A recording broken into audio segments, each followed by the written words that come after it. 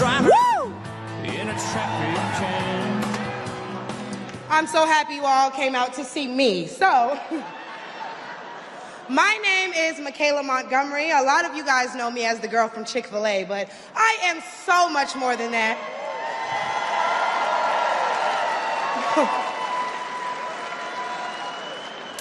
Not only do I serve as the CEO of Conserve the Culture, I am also the state director for Blexit down here in Georgia. I'm a Fulton County coordinator for America First Works, and I'm also launching a podcast on the Patriots Prayer Network, so put some respect on my name.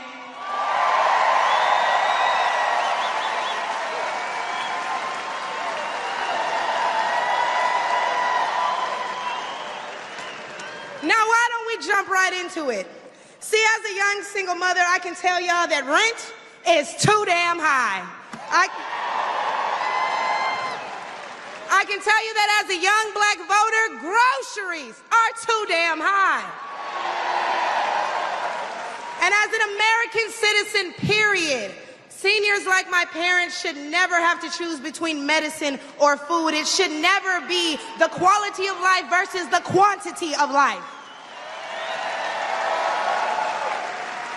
And I don't want to hear, oh, but we capped the price of insulin and lowered the price of all these medicines. Yeah, but you raised the price of everything else, so it's about time to start telling the truth to Americans and let them know exactly what they're signing up for if they want to vote for Kamala Harris. We need to vote based on facts and not feelings. See, under Harris and Biden, the average Georgia household is losing $1,060 per month, and inflation is at 21.4%. And due to the war on energy, average gas prices have reached record highs for the state. We also did a poll, and 80% of us black Americans are not happy with the current state of the economy, so I'm going to need 80% of y'all to vote accordingly in November.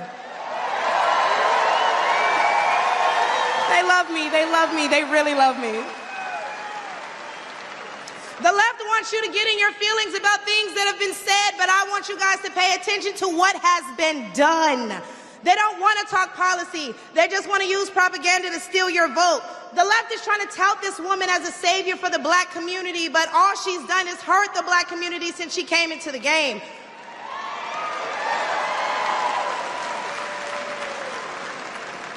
See, the first step in destroying the black community is to dismantle the black family. So aside from her record as a prosecutor, why don't we ask Mrs. Willie Brown if Kamala Harris cares about black families?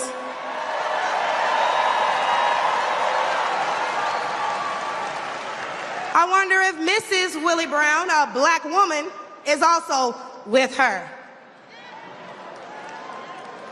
A few days ago, President Trump said he didn't know Vice President Harris was a black woman. I'm trying to figure out what all the outrage is about because she's only black when it's time to get elected. Did I lie? The same black people who are mad at Trump for being confused about her race, ethnicity, nationality, whatever, are seemingly forgetting that while you're touting her as a savior for black people, she identifies as an Asian woman. She chose her side and it wasn't ours. When asked if she would ever do anything specifically for black people, she said no. Whereas Trump gave us the Platinum Plan, which specifically uplifted the black community by increasing capital by almost $500 billion, creating 500,000 new black businesses, and would give black churches the ability to fight for federal resources for their communities.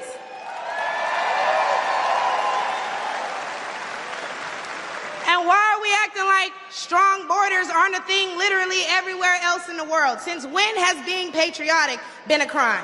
See, a few weeks ago at the debate, Trump mentioned black jobs. And a lot of people got in an uproar as if they didn't know what he meant. Well, we go to the polls and cast our black vote. We go to the stores and spend our black dollar.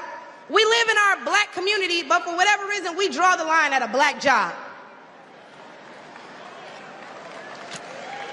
Oh, but wait, because if you're wondering what a black job is, please, I encourage you all to drive through Atlanta at all these beautiful black-owned businesses and check and see who works there. Probably a black person working for a black entrepreneur, recycling the black dollar, creating black generational wealth.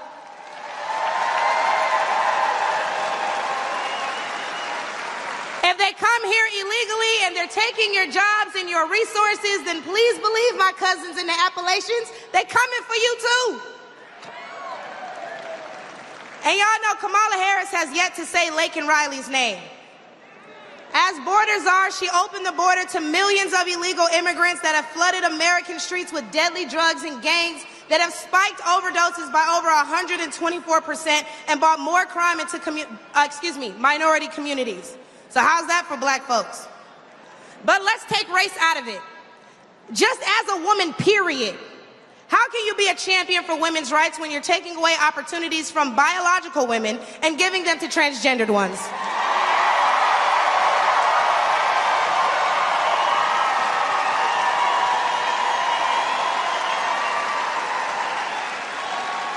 I'll wait, y'all, because I wasn't done. See, how can you promote equity for women and you're allowing men to play in women's sports? And what kind of feminist would still allow men to enter their sacred spaces, i.e. our bathrooms and school locker rooms? Do I even need to mention the opening ceremony at the Olympics? Or the fact that Angela Carini was forced to fight a man and told us that she's never been punched so hard in her life. We cannot allow dangerous liberals who think things like this are okay into the White House, because my daughter will not be fighting a man at her wrestling match.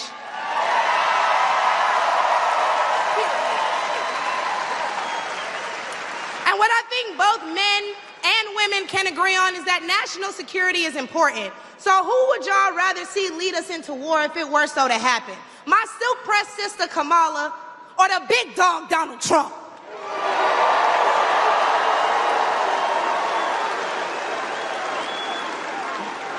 And lastly, I could not get up here without mentioning my farmers, the backbone of this country. And aside from the Biden-Harris administration hurting you guys in ways we can't even comprehend by the rising cost of everything, black farmers suffered even more due to the delays associated with the Inflation Reduction Act signed in 2022. Now, don't let the Biden-Harris administration fool you, because they waited until the 9th hour to sign off on disbursements as a last-minute attempt to garner support. But why would they hurt the agriculturalists to take an experiment about protecting your medical freedoms? Don't be afraid to mention COVID. The Biden-Harris administration forced Americans to take an experimental vaccine and took away their jobs, their livelihoods, and their freedoms if they refused. Trump gave us a choice and Biden gave us a mandate.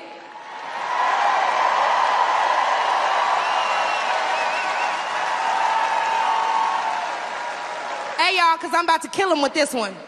So the next time the left wants to tell you that, hey, abortion is a right and you need to protect your medical freedoms, remember that they took those freedoms away from men and women the second they got in office, and there's nothing stopping them from doing it again.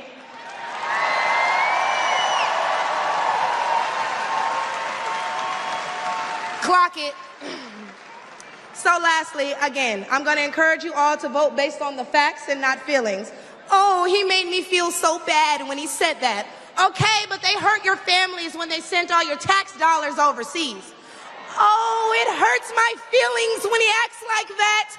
Okay, but it hurts all of us when you see an administration failing their country that they were elected to represent. In which case, I'm going to leave y'all with, hey, mama, daddy, I made it.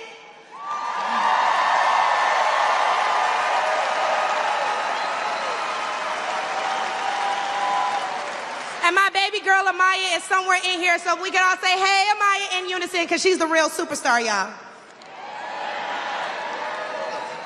But I'm going to go ahead and let y'all get riled up and ready for Big T himself. Thank you guys for having me. I look forward to seeing you all.